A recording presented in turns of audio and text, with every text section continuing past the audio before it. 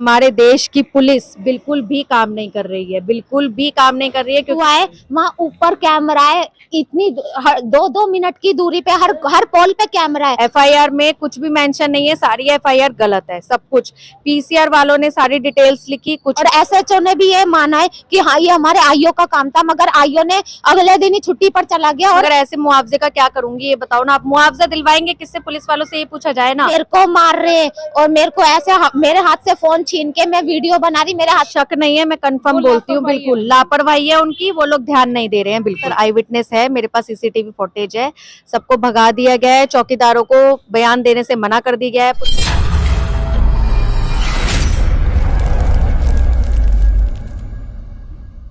राजधानी दिल्ली में लगातार तेज रफ्तार का कहर देखने को मिलता है। ऐसा एक मामला लाजपत नगर थाना अंतर्गत सामने आया, जिसे सुनने के बाद शायद आप भी हैरान रह जाएंगे। नमस्कार, आप देख रहे हैं सब सच न्यूज और मैं हूं आपके साथ मुक्कुल। लाजपत नगर थाना इलाके के अंतर्गत एक ऐसा मामला सामने आया जिसे सुनने के बाद शायद आप लोग भी हैरान रह जाएंगे। एक ऐसा मामला जिसमें एक ऑटो ड्राइवर को तेज रफ्तार कार ने टक्कर मारी। ना सिर्फ टक्कर मारी बल्कि रोड पे गिरे हुए ऑटो ड्राइवर के ऊपर गाड़ी चलाकर वहां से फरार हो गए। आइए जानते हैं पूरा मामला, क्या हुआ था उस रात, इनको कैसे पता चला। मैं सुकन्या, मेरे पापा का एक्सीडेंट हो गया था रात को, 14 तारीख की रात को 1:30 बजे करीब मेरे पास फोन आया सर 3:52 पर।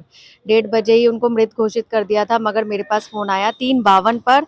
पुलिस वालों का कहना है कि गाड़ी टक्कर मारी और वहां से फरार हो गए, और कोई आई विटनेस नहीं है। मगर सर आई विटनेस है, मेरे पास सीसीटीवी फुटेज है, सबको भगा दिया गया है, चौकीदारों को बयान देने से मना कर दिया गया है, पुलिस वालों ने धमका दिया गया है, इवन वहां तक के कैमरे तक पुलिस वालों ने हटवा दिए हैं जहां पर वो इंसिडेंट हुआ था। हम लोगों ने उस दिन कैमरे देखे, वहां कैमरे लगे हुए थे, अगले दिन हम वहां गए, वहां कैमरे नहीं लगे हुए थे। पुलिस वाले धमका रहे हैं, मारने पर उतारू हो रहे हैं कि एविडेंस लाओ कि वहां पर कैमरा कैसे था। सब कुछ गलत हो रहा है सर। हमारे देश की पुलिस बिल्कुल भी काम नहीं कर रही है, बिल्कुल भी काम नहीं कर रही है, क्योंकि वो एक ऑटो ड्राइवर था। जिस आईओ के हाथ में केस था वो बच्चों के साथ वेकेशन मनाने गए हैं, उनको छोड़ दिया छुट्टी पर। फाइल हम लोगों को दिखा नहीं रहे हैं। ऑटो में एक सवारी थी जिसका एफआईआर में कुछ भी नहीं लिखा हुआ है, एफआईआर में कुछ भी मेंशन नहीं है, सारी एफआईआर गलत है, सब कुछ। पीसीआर वालों ने सारी डिटेल्स लिखी, कुछ नहीं। एक गाड़ी की हेडलाइट टूटी है, वो हेडलाइट भी हम लोगों को नहीं दिखा रहे हैं, क्योंकि मुझे पता है ना करप्शन काम कर रहा है। गरीबी नहीं काम करेगी, करप्शन काम करेगा इस देश में। सीसीटीवी फुटेज में साफ तौर पे देखा जा सकता है कि उस गाड़ी को एक महिला चला रही थी। उस महिला को क्या पुलिस वालों ने पूछताछ के लिए बुलाया या फिर कुछ किया? कुछ भी नहीं किया, कुछ भी नहीं किया। वो कह रहे हैं कि वो भाग गए, वो नहीं मिले, मगर वो गाड़ी उन्होंने पकड़ी है। अभी आपने बताया कि पुलिस वालों ने कहीं ना कहीं आपको ये भी बोला कि आप पैसे ले लीजिए या फिर हम आपको मुआवजा दिला देंगे। हम आपको मुआवजा दिलवा देंगे, मगर ऐसे मुआवजे का क्या करूंगी ये बताओ ना। आप मुआवजा दिलवाएंगे किससे? पुलिस वालों से ये पूछा जाए ना। मुआवजा दिलवाएंगे तो इसका मतलब विक्टिम है ना उनके पास, उन्हीं से मुआवजा दिलवाएंगे ना। वो कल हम थाने गए, उन्होंने हमसे कहा कि हम आपको मुआवजा दिलवा देंगे। मुआवजा कैसे दिलवाएंगे? मुझे सर मुआवजा नहीं चाहिए, मुझे तो विक्टिम चाहिए। आपको बता दें, ये बिटिया लगातार 15 तारीख से अपने पिता को इंसाफ दिलाने में जुटी हुई है। लगातार थाने के चक्कर काट रही है ताकि कहीं ना कहीं पिता को इंसाफ दिला सके। क्या बोलना है पुलिस वालों का? जब आप पुलिस वालों के पास जाती हैं, उनको अपनी पिता को इंसाफ दिलाने के लिए उनको कहती है, क्या बोलते हैं पुलिस वाले? जिनके हाथ में केस है वो छुट्टी पर है। किसी कहते हैं किसी और को दो केस, तो कहते हैं कि नहीं, हम जो केस देखता है वही, और उनके एब्सेंस में कोई और केस इन्वेस्टिगेट भी नहीं करेगा। लाजपत नगर जैसी मार्केट है सर, हर दुकान पे, हर कोने पे, हर जगह कैमरा है। कैसे मान लूं मैं कि एक गाड़ी का नंबर नहीं निकल रहा? मैं नहीं मान सकती सर इस बात।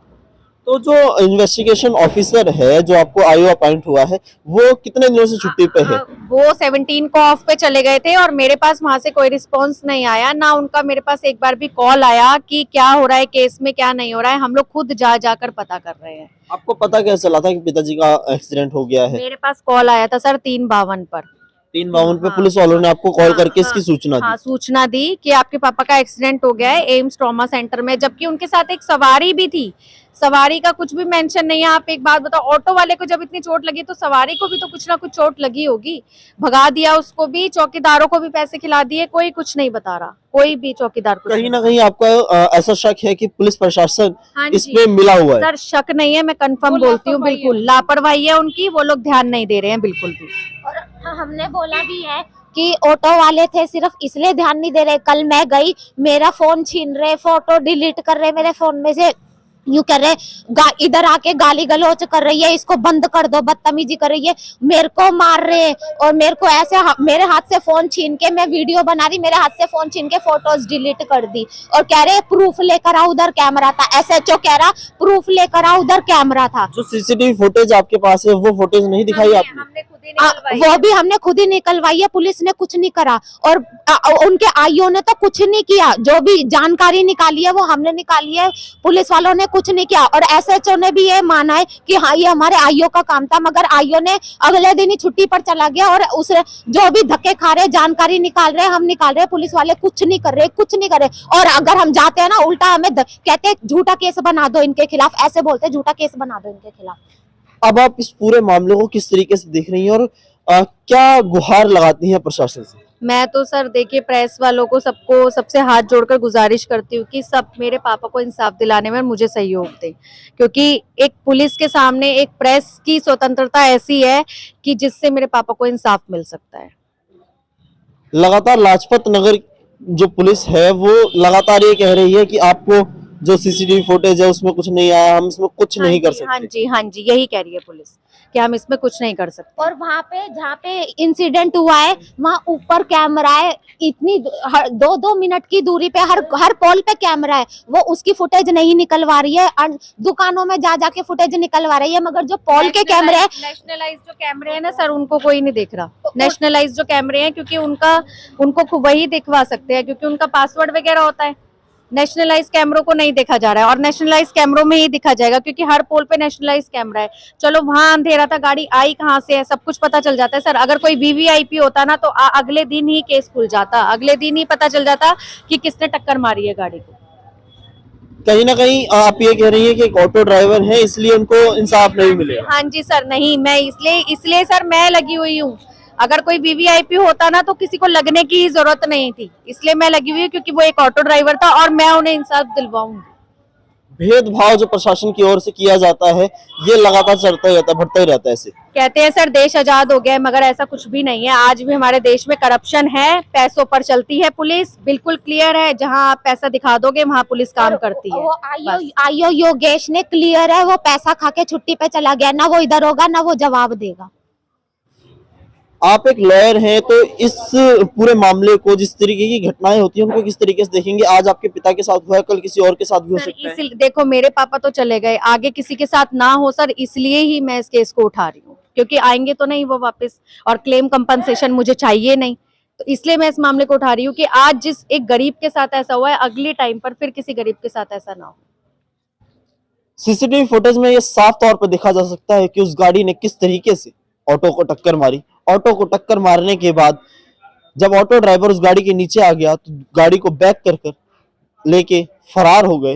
हिट एंड रन का एक साफ तौर पर मामला जो है वो बनता हुआ यहाँ दिख रहा है। लाजपत नगर थाना अंतर्गत इलाके में ये पूरा वाकया जो है 14-15 तारीख की रात को घटा।